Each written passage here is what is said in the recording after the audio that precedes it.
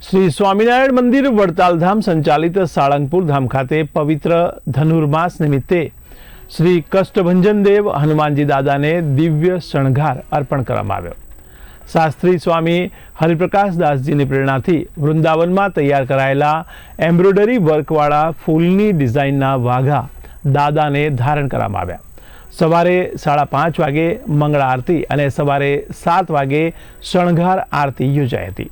દાદાને 51 ડઝન કેળાનો અન્નકૂટ ધરાવવામાં આવ્યો હતો તેમજ સાંજે દિવ્ય રાજોપચાર પૂજનનું પણ આયોજન કરવામાં આવ્યું।